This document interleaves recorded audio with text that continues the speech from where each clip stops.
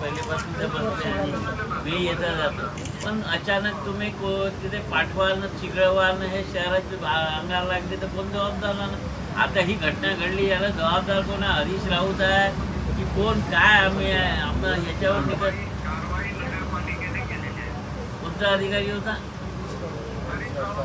हे लोक हरीश राऊतच्या विरोधात मी तक्रार देतो. हे लोक एकदा तुम्ही गुन्हा दाखल करा. आंबेडकरी भावनेच्या आम्ही तक्रार करतो त्याची. कारण की नाही तर मग कसं आहे, पुरे शहरातले जर आंबेडकरी लोक पेटले असेल, बाबासाहेबांच्या नावाने आता अंबाझरीमध्ये जे तोडलं होतं त्याच्यासाठी 272 दिवस महिलांनी आंदोलन चालवलं. मी मुख्यमंत्र्यांना तिथे घेऊन गेलो आणि त्यांनी तिथे घोषणा केली की आंबेडकर भवन बनवू म्हणून. हां, आम्ही मग या ठिकाणी जर कोणी चिघळत असेल तर हे लोक तक्रार देतील. यांच्या तक्रारीवर दखल घेतली पाहिजे. बस एवढीच मागणी आहे.